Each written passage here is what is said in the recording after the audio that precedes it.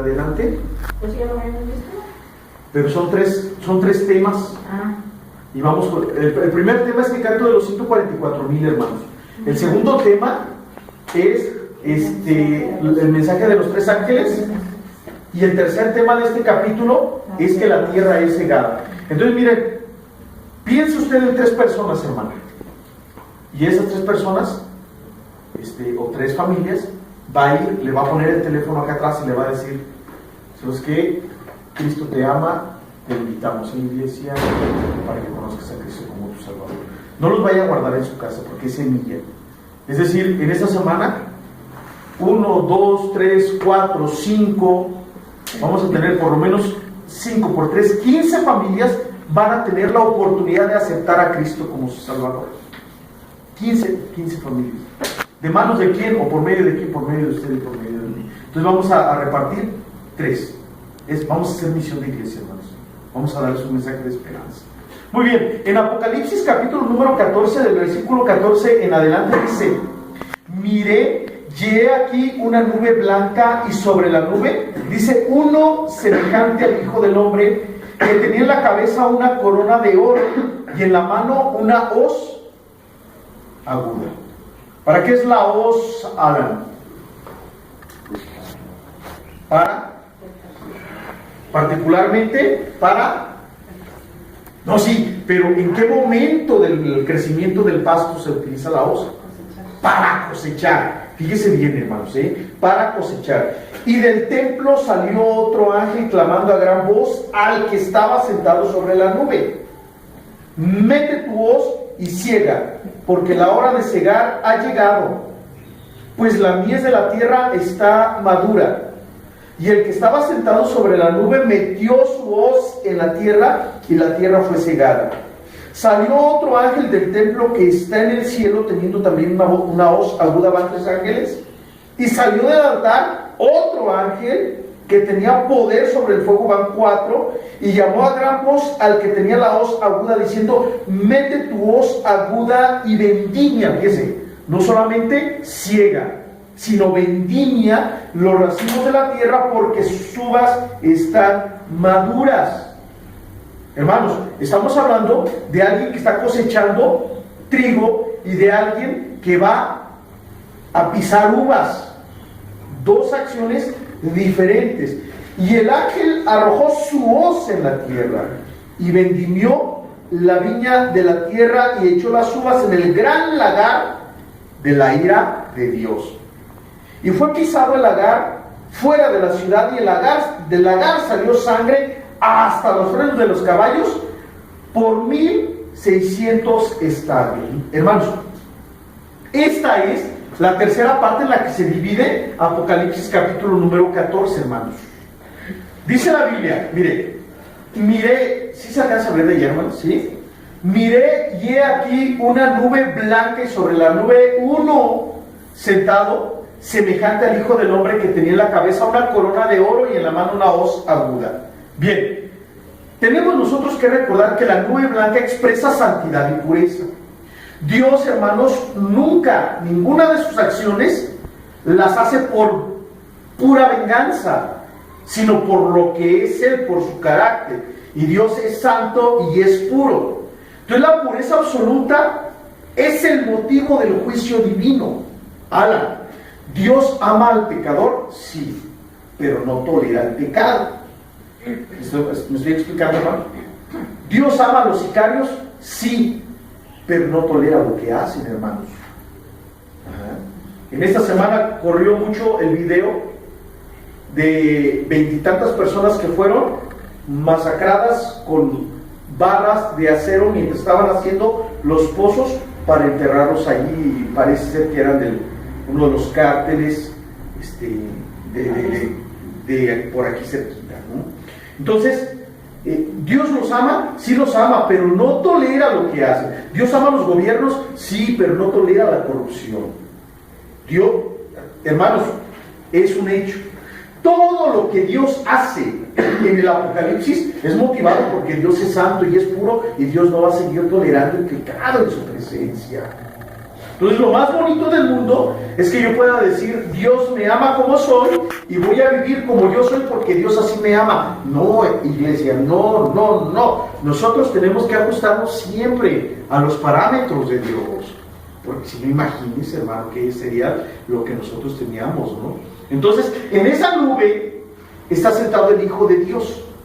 De allí, hermanos, tenemos que irnos a Daniel 7:13, que es muy similar la visión. Dice: miraba yo en la visión de la noche y vi que en las nubes del cielo venía uno como un hijo de hombre. Vino hasta el anciano de días y lo hicieron acercarse delante de él. Y luego, esta cita de Daniel 7:13 nos remite a Mateo 26:64, que dice: y además les digo que desde ahora verán al Hijo del Hombre sentado a la diestra del poder de Dios y viniendo en las nubes del cielo. Y dice que tenía en la cabeza una corona de oro. Es decir, en esta visión, hermanas, Juan ve a Cristo como rey.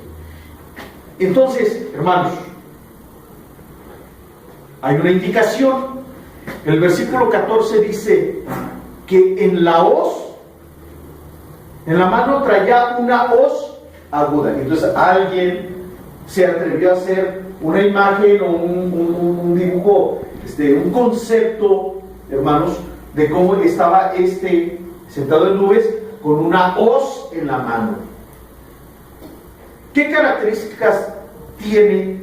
Lo que va a hacer es que la hoz, hermanos, se utiliza particularmente para cosechar, hermanos.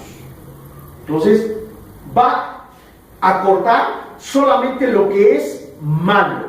En los devocionales, hermanos, les hemos estado hablando del trigo y de la cizaña, pero no de personas, sino de actitudes del corazón. Que a veces, hermanos, hay actitudes en nuestro corazón que son cizaña, cuando son emocionales o cuando son sentimentales. Pero hay trigo en nuestra vida. Cuando usted y yo vivimos de acuerdo a los principios de Dios, todas las motivaciones cambian, hermanos. Aquí está por cortar, y va a cortar solamente lo que es malo. Iglesia, Dios va a traer juicio al que hace lo malo. El periodo de la semana 70, hermanos, es de cosecha, y de una cosecha abundante y de corte de lo malo. No es de sembrar, es de cosechar. ¿Quiénes están sembrando? Usted y yo. ¿Lo que va a hacer usted, hermanos? Un folletito de estos tiene una repercusión en el futuro. ¿Por qué, hermanos?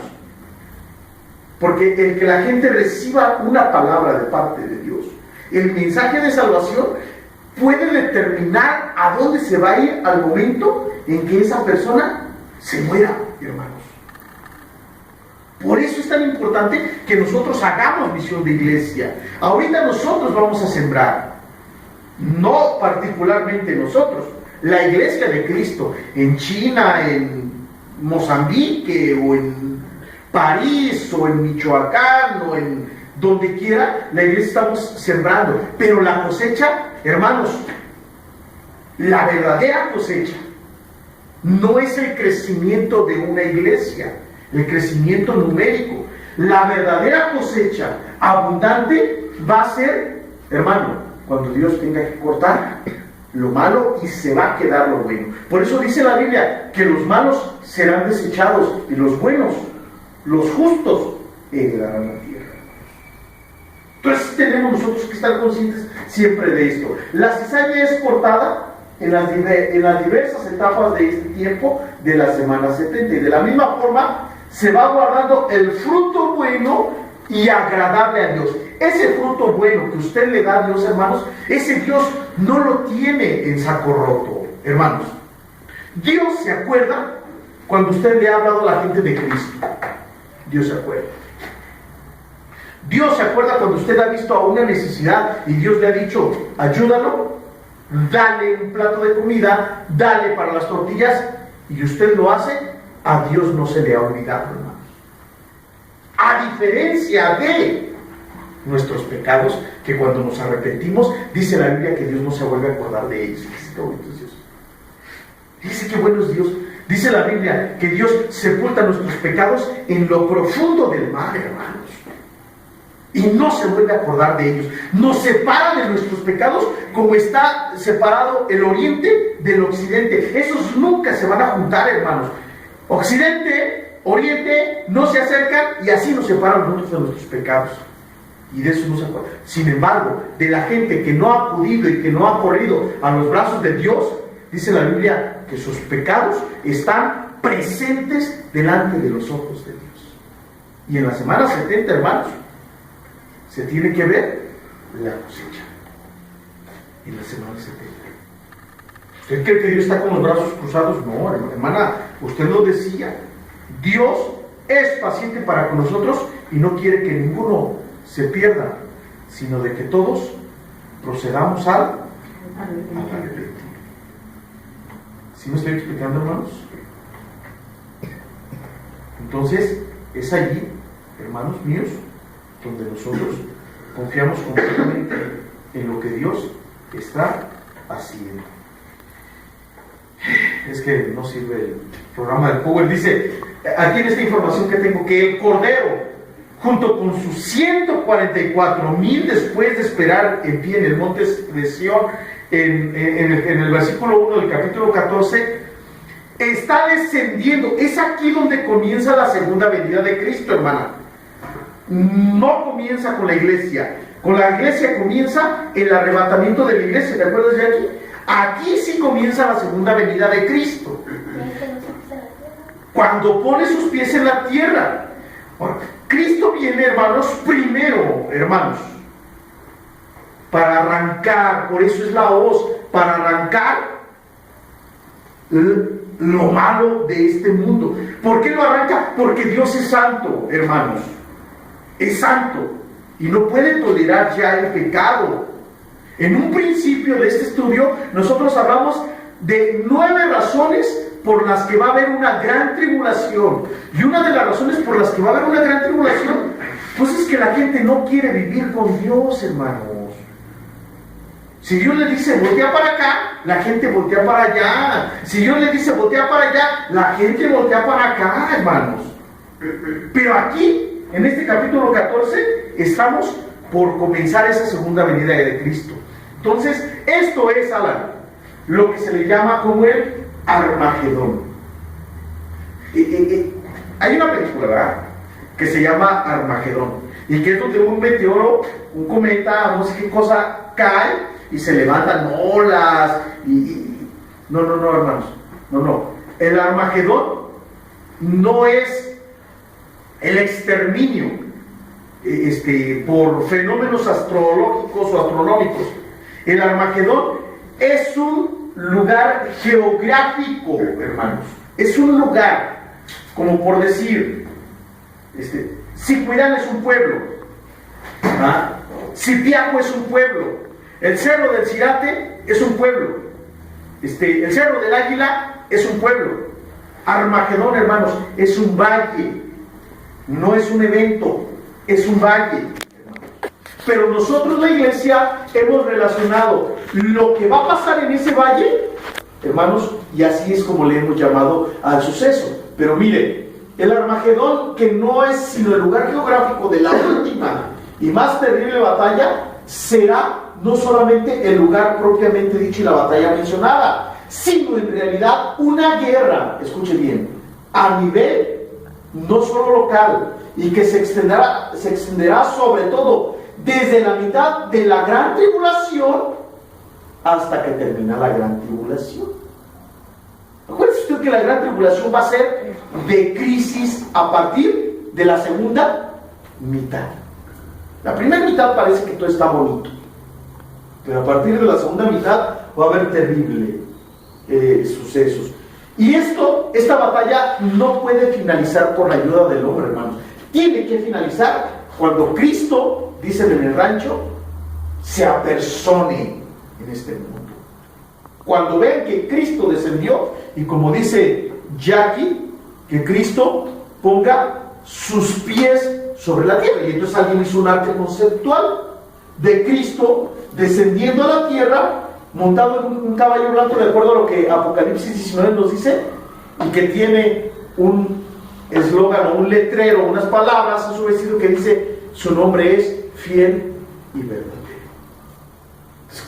Si usted se fija, hermano, por lo menos en el arte conceptual que algunos se han atrevido a hacer, como la que está en esa imagen, Cristo ya no está con sus ropas harapientas, ni descalzo, ni lleno de tierra como cuando andaba aquí predicando.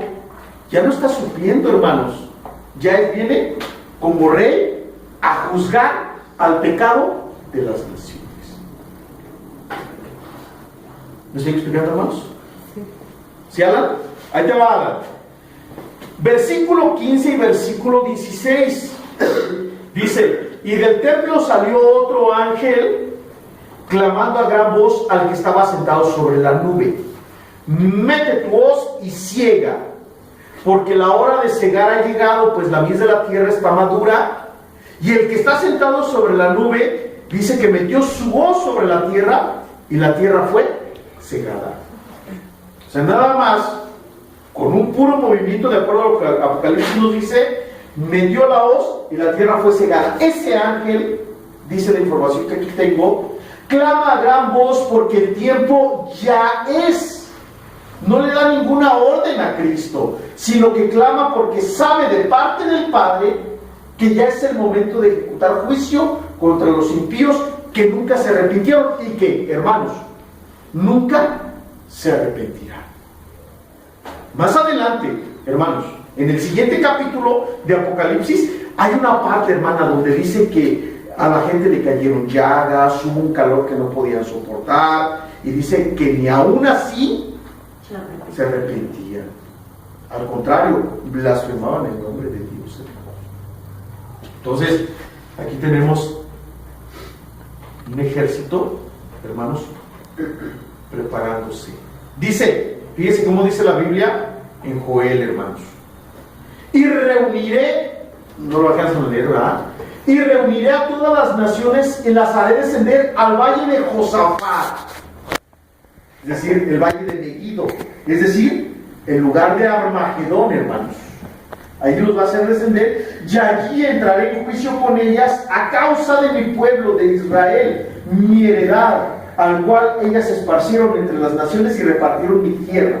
Joel 3:2. Y luego dice: proclamad esto. Fíjese qué bonito texto, hermano. Dice: proclamad esto entre las naciones, proclamad guerra, despertad a los valientes, acérquense, vengan todos los hombres de guerra. Y luego dice: forjen espadas de vuestros asadones, lanzas de vuestras hoces, y diga el débil: fuerte soy. Y luego dice: júntense y vengan naciones todas de alrededor y congréguense.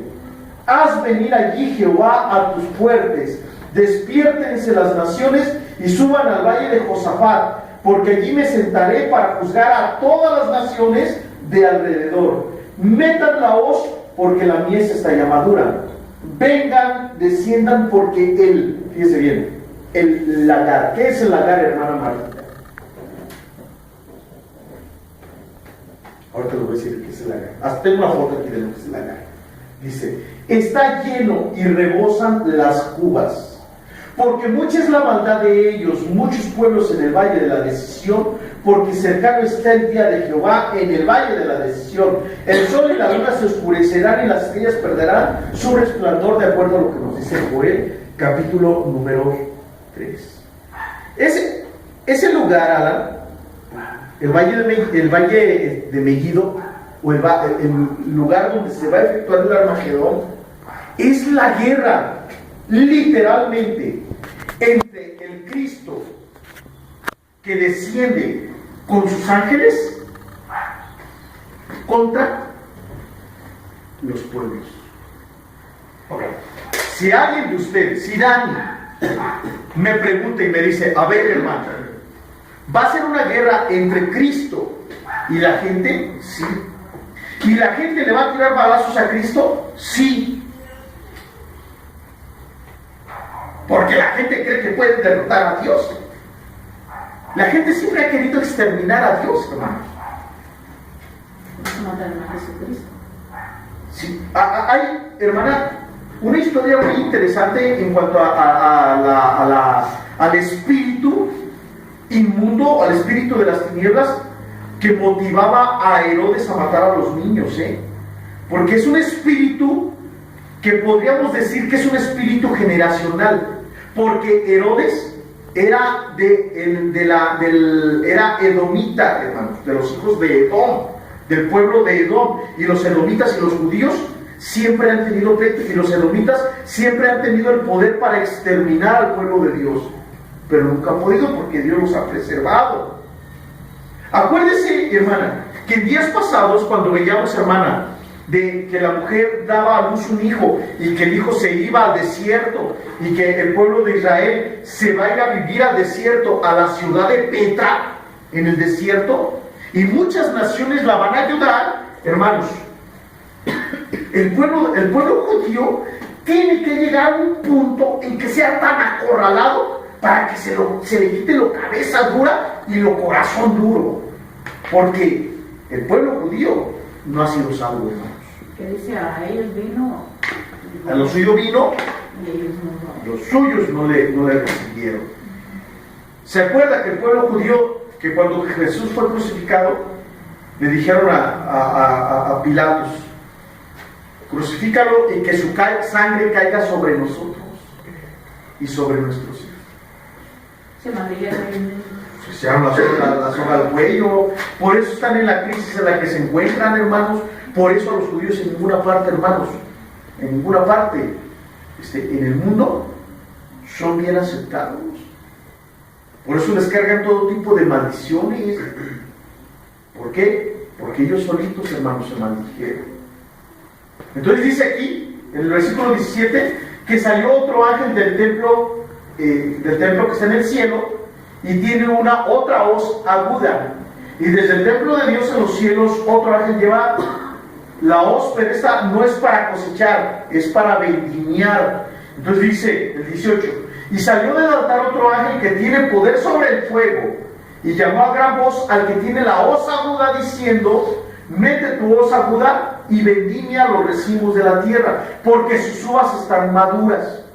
Bien, este ángel, hermanos, que sale del templo, recibe una orden de otro ángel de mayor autoridad que está en el altar del templo, mientras el otro no está en el altar, solamente está en el templo. Ese otro ángel tiene poder sobre el fuego. La palabra fuego del griego dice que tiene autoridad, literalmente teniendo autoridad sobre el fuego. Ahora, ¿por qué un ángel tiene autoridad sobre el fuego? ¿Sobre qué fuego? Preguntamos. Entonces, hay, hermanos, Dios habrá de traer un fuego, porque el fuego es el que purifica. Este altar no es otro altar, sino que el altar de incienso que desde un principio hemos estado viendo, hermanos. El fuego es el que está purificando, hermanos. Mire, tiene autoridad sobre lo que se ha de purificar. Y el fuego siempre ha sido símbolo de lo que purifica. En los devocionales mucho hemos estado hablando, hermanos, que el fuego de la prueba purifica nuestra fe. El fuego. Aún los que hacen figuras de oro, se dice que lo purifican con el fuego primeramente para ver hasta de cuántos quilates es. Así es. Cuando construyeron el arca del pacto, el arca era de madera, de un árbol que se llamaba acacia. Ajá. Y estaba forrada de oro, hermano. Y nadie podía llegar y tocar el arca, porque si alguien la tocaba directamente, se moría. Si cuando la llevaban, que se tropezaron y sí, sin querer la tocaron. Y se tropezó, y sin querer. Por eso esta parte de aquí es para tener unas agarraderas. Y no la podía cargar cualquiera, tenían que ser los levitas. ¿Sí me estoy explicando? Entonces, si alguien llegaba y decía, ay, mira qué bonita. Peligro. Es más, Adán, el arca del pacto estaba adentro. ¿Te acuerdas cuando vimos el tabernáculo? En el lugar santísimo estaba el arca. Y solamente se podía ver una vez al año, cuando entraba el sumo sacerdote. Nada más cuando entraba el sumo sacerdote se veía el arca. Nada más. Adentro se quitaba la tapa. Adentro estaban las tablas de la ley que Moisés había escrito, que Dios le había dado en el monte Sinaí. Estaba la vara de Aarón, el cayado que Aarón traía y que dice la Biblia que floreció, y un trastecito como un topper con maná del desierto que caía adentro, hermano. Era todo lo que traía, todo. Era la vara de Moisés, ¿no? La de Aarón la que floreció. Entonces, miren, hermanos, dice que había otro ángel en Apocalipsis 8:3 que se paró ante el altar. Acuérdense que el altar, hermanos, es donde se consumía la sangre y la carne en los sacrificios. ¿Se acuerdan cuando vimos las ofrendas? Y traía un incensario de oro, que es símbolo de las oraciones, y se le dio mucho incienso para añadirlo a las oraciones de todos los santos sobre el altar de oro que estaba delante del trono. En Apocalipsis 8:5 dice: y el ángel tomó el incensario, lo llenó de fuego del altar y lo arrojó a la tierra, y hubo truenos y voces, relámpagos y un terremoto. En Apocalipsis 9:13 dice que el sexto ángel tocó la trompeta, y una voz entre los cuatro cuernos del altar de oro que estaba delante de Dios. Entonces este ángel, que está dando una orden y que tiene autoridad sobre el fuego, dice, es de un rango alto, porque los ángeles tienen rangos, hermanos, tienen jerarquías, y entendemos que ese fuego santo, junto a las oraciones de los santos, con el incienso, una vez combinados y arrojados a la tierra, produce un efecto inmediato en la escala natural. Entonces dice: siendo así, este ángel que ordena tiene a su cargo el poder hecho realidad en nuestro mundo natural o físico, y en ese fuego santo, el cual está a su cargo en el altar de oro del templo de Dios en el cielo. ¿Cuál es esa orden? La orden de purificar. ¿Cómo? Cortando de la tierra la mala hierba, hermanos. Es que, amados, nosotros estamos completamente convencidos que Dios es amor, pero nunca, por favor, nunca vayan ustedes a olvidarse del Dios que es justo. ¿Dios entiende mi pecado? Sí, pero no lo tolera, hermano. Dios entiende cuando yo no puedo perdonar, sí, pero no me dice, pues así quédate, te la hicieron, olvídalo, pero no perdones. No, dice, no. O sea, la Biblia dice que tenemos que perdonar. Dios sabe, esta es una de las razones, hermanos, por las que nosotros le decíamos a hermanos que vinieron, mira, hermano, dice, no sé de qué línea venga la iglesia, dice, pero nosotros somos una iglesia o somos una cobertura que al pecado le llama pecado y a los santos le llama santo. Y yo, no, sí, hermano, no hay problema.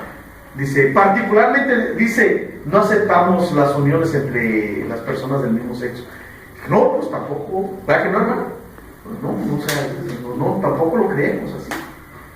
Entonces dicen los muchachos y los pastores y los predicadores, hermanos, que son parte de la comunidad lésbico, gay y bisexuales. Sí, porque de pronto, hermana, usted le cada cosa, vaya del cielo. De pronto usted está leyendo, hermano, que un pastor en Estados Unidos se enamoró del diácono y se casaron. Sin ningún varón se eche con varón como con mujer, porque es abominación. A los otros. Entonces me dice el hermano, Entonces dicen los hermanos que son cristianos y que tienen una iglesia cristiana, pero que son gays. Sí, he visto yo en el Facebook. Sí, hermana. Sí, a mí me invitaron a participar en una iglesia así, hermano. Un muchacho me dijo, Tomás, dice, me gusta tu forma de predicar, yo creo que tú eres muy tolerante. Dice, oye, ¿nos quieres venir a ayudar para que nos des algunos estudios? Les dije, sí, fulano, no les voy a decir el nombre, no es aquí, es fuera de aquí de Morelia. Dije, sí voy. Les cuento ya el chisme. Fíjate bien. Les dije, le dije, lo que pasa es que no estoy de acuerdo, porque me mandó la dirección de la iglesia de ellos, hermanos. Y era una iglesia de la diversidad sexual. Le dije, ay, qué pena. Pero es que no estoy de acuerdo. No estoy de acuerdo. Y el muchacho me dice, entonces no nos puedes ayudar. Eso es perfecto. Y Dios te llama, no. A mí así me dijo mi cuñado. No, es que Dios me hizo así. Le dije, te equivocas. Dios hizo su obra perfecta. Sí. Pero fue el hombre el que la distorsionó y que Dios no hizo cochinadas. Se quedó bien callado. Le dice, mete la hoz, corta las uvas, vendimia los racimos de la tierra porque sus uvas están maduras. Esta como pila de agua es el lagar. Las uvas representan a las naciones, a las gentes de la tierra. Dice, esa es la orden que le da el ángel, el custodio del fuego santo del altar de oro, al ángel que tiene la hoz aguda, y la palabra griega que se usa aquí para maduras es ekmasan, que indica que ya están más que maduras. Están más que listos para cosechar. Hermanos, si usted va a cortar higos, hay 3 tipos de higos. Los que están verdes, los que están, hermana Martita, en su mero punto y que están ricos, porque ya están podridos. Que ya se están pasando, maduros. Aquí la palabra, aquí las uvas están, las que están medias verdezonas, las que están maduritas así en su punto, y las que ya están pasándose, hermano Walter. Entonces, la palabra griega nos refiere a una uva que ya está pasándose de madurita, hermano. Tanto que están a punto de reventarse. Entonces, esas uvas son las gentes, son las personas que están rebosando de maldad, hermanos. Hay gente que se goza en el pecado. Hermanos, hay gente que se goza en la maldad. Hermanos, hay gente que tiene coleccionados. ¿Cuántos adulterios ha tenido? Platicaba yo con una muchacha, con una familia a la que le estaba hablando de Cristo, y la muchacha de la familia me dijo, ay, Tomás, dice, yo sé, estando consciente de por lo menos, fíjese, 80 parejas sexuales. Yo dije, válgame Dios. ¿Qué es lo que me decía la muchacha? ¿No vio en las noticias de una señora que abrió una cuenta en no sé qué red social, y todo el mundo le estaba dando de aplausos? La señora tenía 80 años, hermanos, y todo el mundo le estaba dando de aplausos porque la gente ya llevaba 50 aventuras con muchachos en la cama. Fíjese, la gente está, hermanos, reventando de pecado, iglesia. Los muchachos compiten a ver cuántas botellas aguantan bebiendo, hermanos, de vino. O sea, entonces, por eso están más que pasaditas de maduras, hermanos. Están más que pasaditas la sociedad. Entonces, en este caso, estamos hablando de los judíos particularmente, y también de una cantidad de gente de origen gentil que están sujetas a la bestia. Y este es el Agar, hermanos. ¿Qué hacían en el Agar? Lo vamos a ver más adelante. Cortaban las uvas, ponían aquí las uvas y aquí, y luego se subía una persona para pisarlas. Y por aquí salía el puro juguito. Obviamente la gente las pisaba para que las bacterias de las patrullas, las bacterias de los pies, comenzaran el proceso de fermentación, ¿verdad? Y se hiciera sí, lo sabía, ¿verdad? Sí, por eso pisan descalzos, ¿no? Por el proceso. Por eso dicen, sí, por eso decían, por eso decían que el pulque se hacía con excremento de persona. No por el excremento en sí, sino por las bacterias que lleva el excremento. Dicen que la amarran la amarraban en una... y la avientan ¿Con un trapito? Un calcetín. Esta foto es... Es que le dije que tanto muro por ti hasta que te oiga. Esta foto, no es el tepache, como el que vende el hermano Eugenio. No. Es otra. Esas bebidas ya no se hacen. Pues ya no va, hermano. Ya no. Pero ya no se fermenta como Pero antes. ya no le ponen lo que le El toque ponen. mágico. Y ahora lo que hacen, lo echan en una olla de barro. Esa olla la compran nuevecita la lavan, pero la untan de alcohol, la lavan con alcohol y ya después allí la dejan secar y allí echan el pulque con eso. Sí, no vas a esperar. Mi marido, ¿cómo le gusta esa? La mexicana le toma un vasito y Dice el hermano Eugenio que él deja fermentar su tepache que vende hasta 3 meses. Debe tener ahí un montón de barricas. Pero bueno, esta foto es el valle de Josafat, o el valle de Megido, o el valle del Armagedón, hermanos. Esta foto la saqué de Google Maps, hermanos, y esta foto es la del valle de Megido.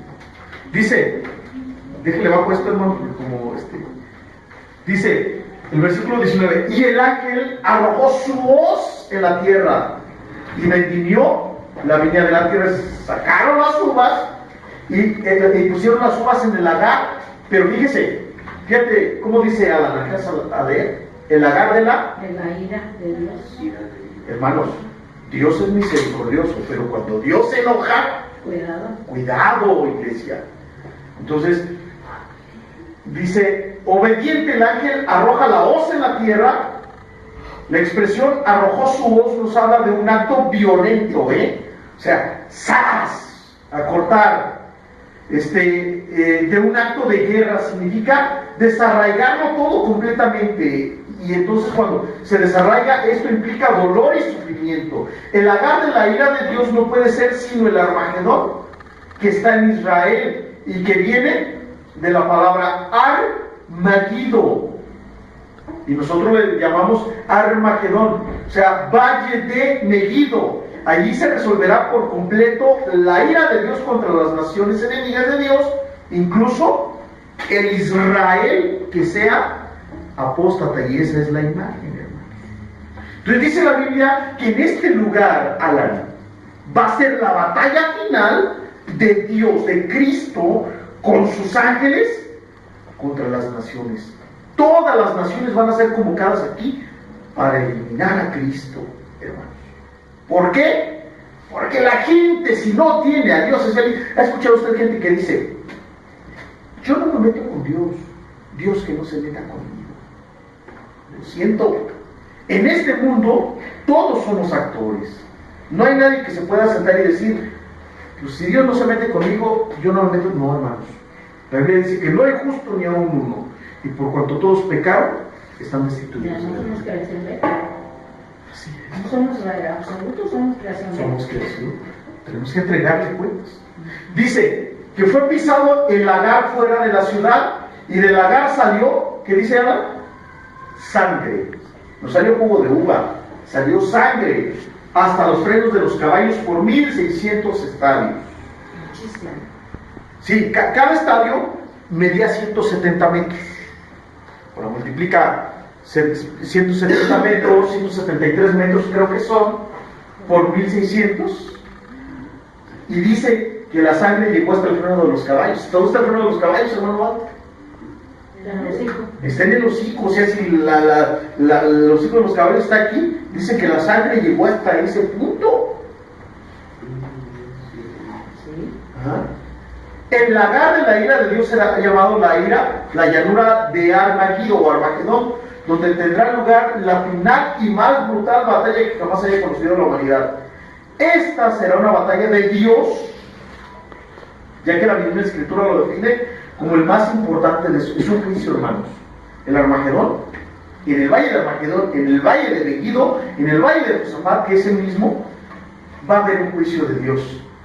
Y dice que empezará en Bosra, que es la actual Buseira, según Isaías 63:1. Y curiosamente, la distancia que existe entre ese lugar y Armagedón, Alan, es de 1600 estadios, lo que acá leíamos, que son 320 kilómetros. Como si tú llegaras de aquí a Puebla, más o menos. Es un valle así de grande y que la sangre llegue. No, pues cubrió los caballos, pues cubrió el cuerpo, porque los hijos Desde toda esta zona, hermanos. Pero ese, ¿dónde está? En Israel, aquí está el mar Mediterráneo, acá está Samaria, acá está el norte de Israel, acá está el mar de Galilea, aquí está Jordania, y el valle de Megiddo es toda esta parte. O sea, esta partecita la amplié y la puse acá, hermanos. Entonces, imagínese usted 320 kilómetros cuadrados, que Dios guarde la obra, hermanos. Porque con Dios tenemos que andar bien por la derecha. Organizan viajes en Israel. Y ahí San José cobran $5,000. $5,000. Un amigo de Houston estaba cobrando 7,200. Me dijo, vamos. Dije, sí.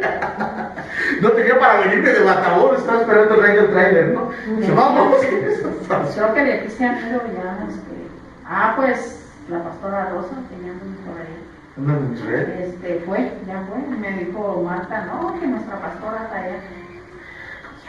Pues fueron de turistas, yo pensé que iba a predicar. No, de turistas. No, pues es que bueno, si tienen dinero, pues qué padre, ¿verdad? La semana que entra, iglesia, vamos a ver los capítulos más terribles. Es que, hermanos, mire, Magdiel me dijo, papá, no prediques así de feo. ¿Qué? Sí, es que predicas nada más de la ira de Dios.